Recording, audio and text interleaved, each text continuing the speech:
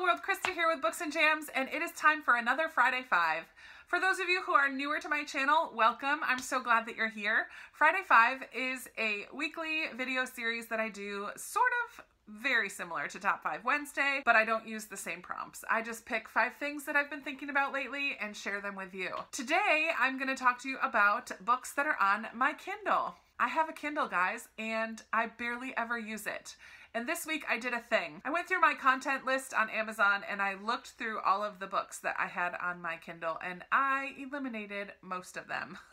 I either had lost interest in them or they were things I had never heard of and just didn't care about anymore. There were a few on there that I actually have print copies of books, so I took them off here. So now I currently have just 12 books on my Kindle and I'm going to tell you about 5 of them today. Last year I only read 1 ebook. This year I feel like I need to up that a little bit. One of my goals this year is to read my own shelves. I think that should include my Kindle as well. I'm not going to show you the picture on here because, oh, the glare, but I'm going to put a picture here for you.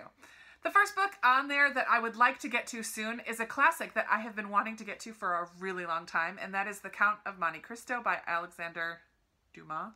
I don't know how to say it, Dumas. This is a movie.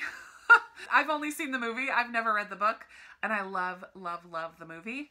It is a revenge story, classic revenge story. A man is wrongfully accused and sent to prison for a really long time, and when he comes out, his main goal is to get revenge on his so-called friend who put him in prison in the first place. It's gonna be a good one. I think having it on a Kindle is gonna be good because I think it's a pretty large print book and that could be very intimidating, but having it on my Kindle will hopefully inspire me to read a little bit here and there and get that read this year. The next book that I would like to tell you about is a nonfiction based on World War II. It is called The Secret Holocaust Diaries, The Untold Story of Nona Bannister. It's written by Nona Bannister, Denise George, and Carolyn Tomlin. Her story is about growing up in Russia, living a pretty privileged life, and then ending up in concentration camps, and then ending up in America. I am very intrigued by this. I typically love diary format, and I love World War II history, so I think that this is one that I'm really going to enjoy. Enjoy is probably not the right word, but I think it's going to be a good one. The next book that I'd like to tell you about is The Winter Over, and this is by Matthew Iden. I was almost going to take this one off my Kindle because I wasn't sure it still interested me,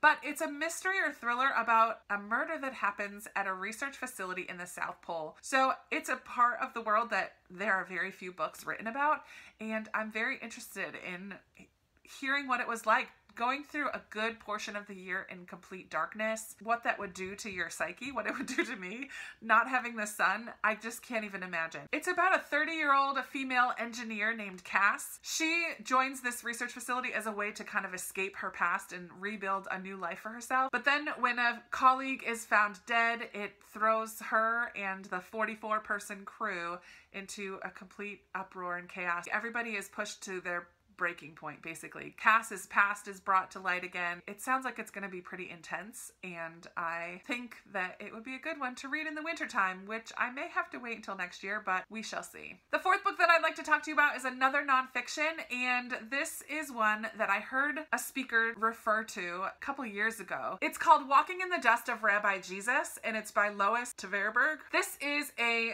Christian nonfiction. It takes a look at the words of Jesus in Jewish context of the time when he spoke them. Often we interpret Jesus's words in our own current culture, but when he spoke them, he spoke as a Jew, as a rabbi, as a teacher, and there's a lot about Jewish culture that is super interesting to me. I just think it will be very cool and even maybe transformative to my faith to look at the words of Jesus and the culture and the times in which they were spoken. I just think that that will be super interesting, and I'm very excited to finally get around to reading this one. The fifth book that I have on my Kindle that I would like to read this year is called In Farley Field by Reese Bowen.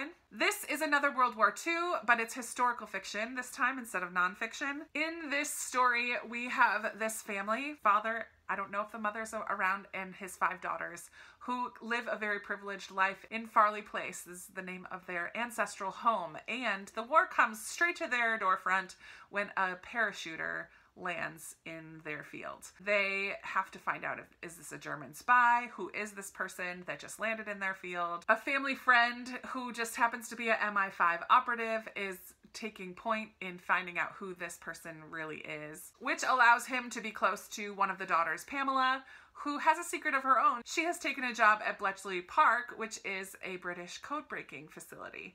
It sounds like it's going to be a little bit more about class and family and love and betrayal, rather than focusing just on the events of the war. The war will be more of a backdrop in this one. I know that I've seen in Farley Field on BookTube when it first came out, so if you've read that one, let me know. Actually, if you've read any of these, I would love to know what you think of them, and if any of them sound interesting, I would love to know that as well. I love chatting with you down in the comments, so feel free to talk about anything that is on your mind or any of these books. Give this video a big thumbs up if you like it, and be sure to click subscribe. Be sure to click subscribe if you haven't already. Check out my video from yesterday about middle grade March coming up. I'm super excited about that and would love to have you join in the fun. And I will be talking to you in another video very soon. Bye!